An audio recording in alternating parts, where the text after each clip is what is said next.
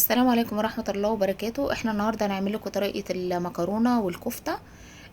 وهعمل لكم طحينة برضو. انا جايبة كيس مكرونة سباكيتي.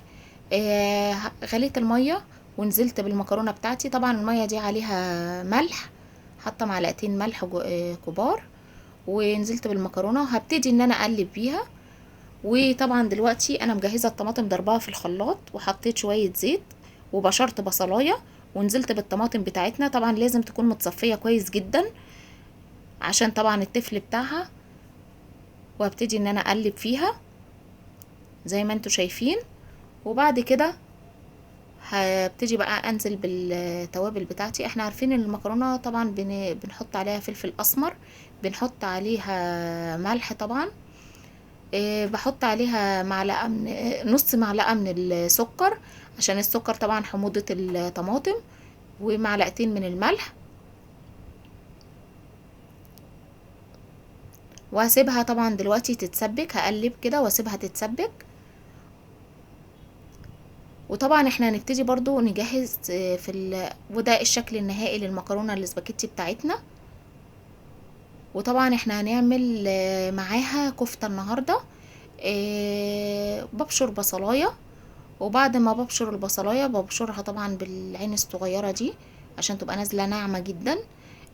ومحضره نص كيلو من اللحمه المفرومه. اديني بشرت البصلايه بتاعتي، والنص كيلو اللحمه المفرومه موجوده اهو.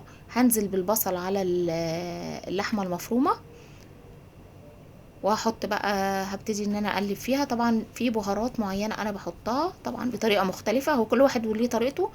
بحط الملح بتاعي، معلقة من الملح، نص معلقة من الفلفل الأسود.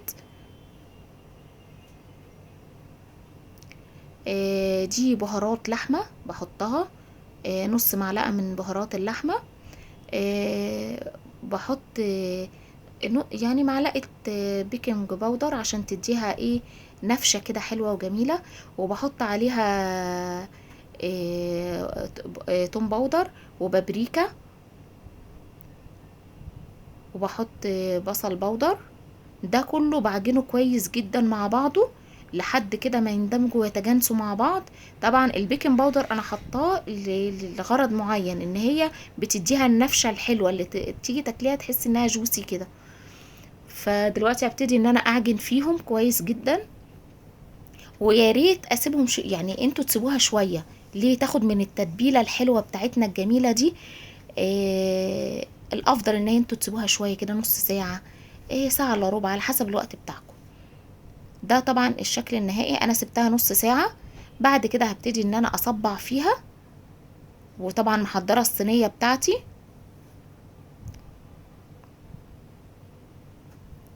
هبتدي اصبع فيها. وممكن لو انتم عايزين تحطوا فيها مثلا شوية من البقدونس، ممكن تحطوا شوية من البقدونس، بس انا بحبها بصراحة بالطريقة ان هي ايه، تكون صافية كده من غير بقدونس ولا اي حاجة. وده بعد كده هبتدي ان انا احضر الطحينة بتاعتنا. هنزل بالطحينة بتاعتي 3 معالق كده من الطحينة. وطبعا بكون غالية شوية مية من الكتل، بحط شوية من الكمون، نص معلقة كمون. وبحط نص معلقة من الملح. وبحط شطة، ربع معلقة من الشطة عشان ما تبقاش حامية قوي. وبحط توم، 3 4 فصوص توم كده على قد الكمية بتاعتي. وشوية الخل. وانا طبعا ايه، غالية المية في الكتل بتاعي. طبعا بقلبهم الاول كده كويس جدا. وبعد كده بنزل بالمية بتاعتي، المية اللي انا ايه مسخناها. بعد كده ابتدي ان انا اقلب كويس جدا لحد ما يندمجوا مع بعض. مش عايزينها تبقى ولا خفيفة ولا تكون تقيلة عشان نعرف ان احنا ناكلها ايه. اهي بزود تاني عشان طبعا ايه ما تبقاش، انا لقيتها ان هي تقيلة فطبعا بخف فيها لدرجة انها ما تبقاش خفيفة جدا، يعني عايزاها تكون متوسطة. هبتدي ان انا ايه برضو اديني بقلب. طبعا معايا ليمونة، هحط ليمون، هعصر عليها ليمون وابتدي اقلب لحد طبعا ايه ما تديني السمك اللي انا عايزاه.